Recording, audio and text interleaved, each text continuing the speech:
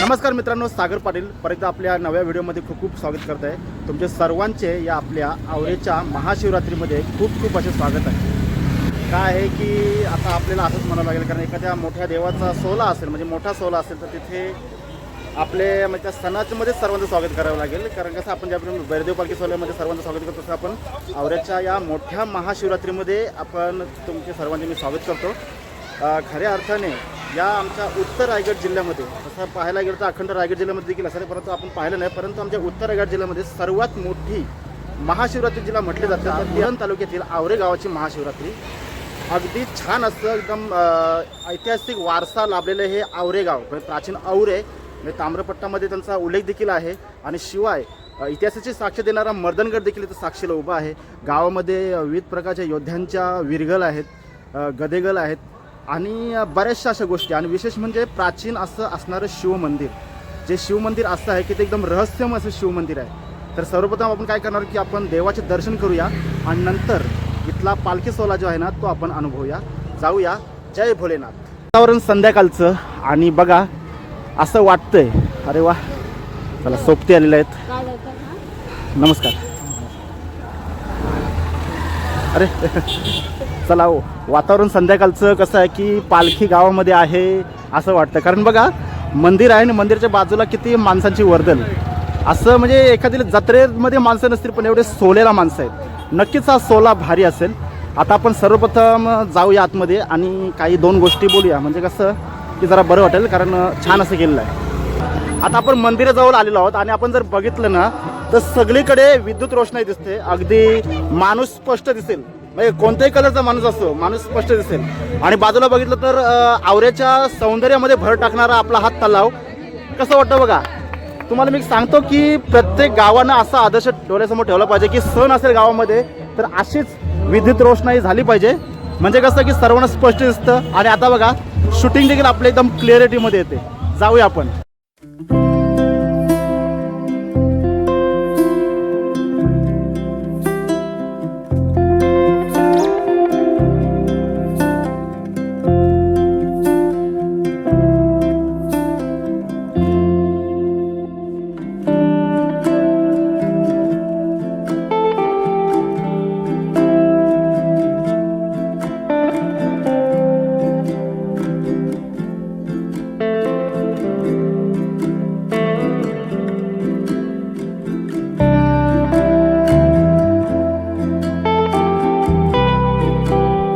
स्वराज्य व्हावे ही स्त्रीची इच्छा, आम्ही त्याचे निमित्त मात्र. खरोखर सांगतो की छत्रपतींच्या स्वराज्यात आज आपण आता वावरत आहोत. आणि बघा की प्रत्येक गावाने आदर्श डोळ्यासमोर ठेवला पाहिजे की प्रत्येक गावच्या समोरच म्हणजे आपण प्रवेशद्वारावरच छत्रपतींची प्रतिमा स्थापन झाली पाहिजे.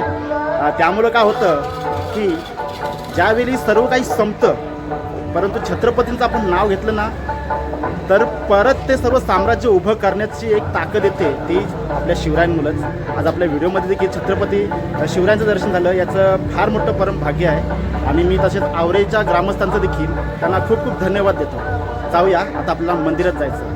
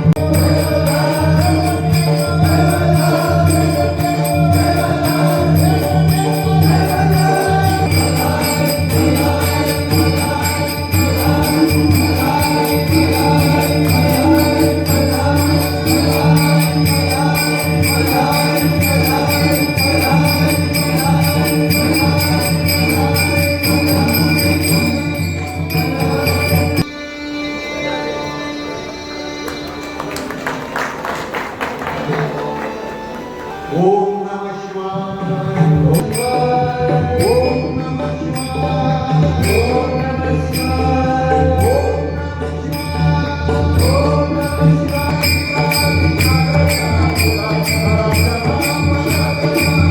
मित्र कसं आहे की आरती झाल्यानंतर आपला पालखी सोहळा जो आहे तर तो साजरा होणार आहे. तेव्हा आपण एक काम करूया, आधी आधीचा रिव्ह्यू घेऊया आणि मग आपली थोड्या पालखी निघूया.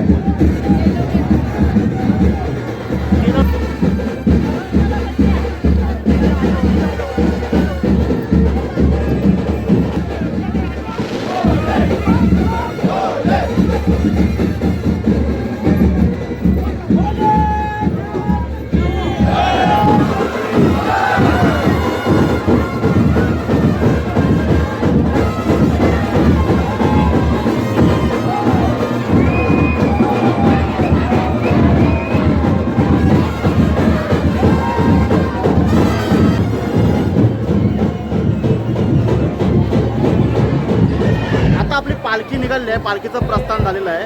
आता जर आपण बघितलं बाहेर जरा शांतता आहे, परंतु ही शांतता नसून ही वादलापूर्वीची शांतता आहे. कारण थोड्याच वेळेस इथं काय होणार आहे ना तुम्हाला लगेच समजणार आहे. कारण बघू शकता आता आपण थोड्याच वेळेस बघा इथे युद्ध म्हणजे कसलं आनंदाचं युद्ध हो, तर ते होणार आहे. बघूया. आता आपण बँजोवाले जे आहेत तर ते अगदी तयार आहेत, अगदी त्यांचे हत्यारं वगैरे घेऊन, हत्यार म्हणजे त्यांचं वाद्य हो, तर ते तयार आहेत एकदम. आणि आता पालखी जशी येईल तसे जेवढे शांतता आहे ती शांतता अशी भंग होईल. बघा मी म्हटलं ना की वादलापूरची शांतता होती, आता लगेच तिथे गर्दी जमलेली आहे. तर वादलापूरची शांतता जी असते ती एक भयानक शांतता असते. आता जी पब्लिक आहे ती बाहेर येत आहे, ते घोषणा देऊन येत. मी म्हटलं ना की शांतता होती, आता बघा कसं वादळ एकदम जल्लोषाचं वादळ आता आपणास इथे दिसणार आहे.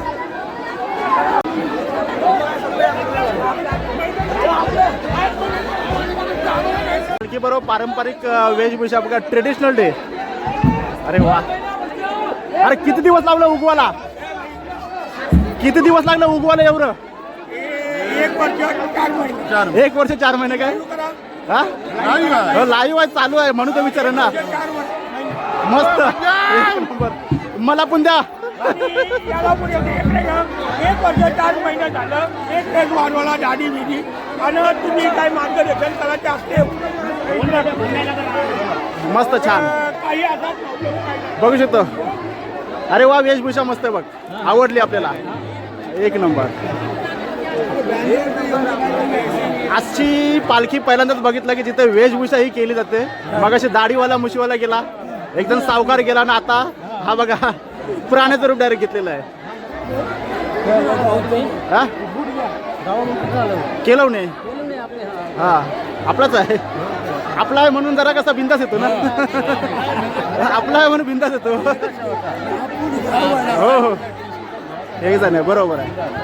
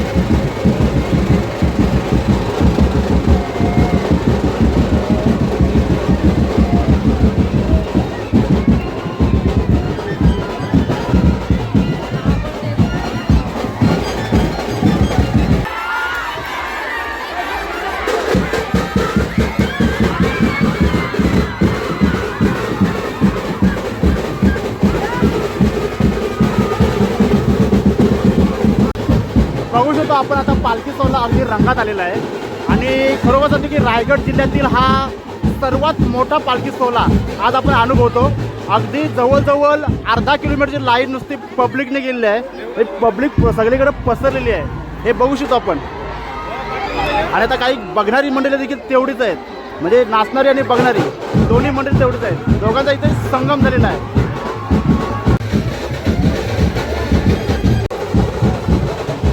आता ज्याप्रमाणे पब्लिक म्हणजे तिकडे पुढे देखील होते, आता तसे येत देखील आहेत. बघा येणारी पब्लिक पण तेवढीच आहे. म्हणजे जशी जशी रात्र होईल तशी पब्लिक आणखी वाढेल. आणि रोषणाई देखील छान केलेली आहे. गाजवाला मार्केट गाजवाला मार्केट नाही रे बाबा, पालखी. अरे राडा कसा होईल. मगाशी फक्त माणसं चालत होती, आता पूर्ण भरून गेलेलं आहे. अगदी बघितलं तर एक छान असं स्वरूप आलेलं आहे. मला कुठेतरी शांतता होती, पण शांतता पूर्णपणे आता भंग झालेली आहे. म्हणजे ह्या शांतते भंगचा एक फायदाच वेगळा असतो, कारण हा आनंदाचा सोहळा आहे.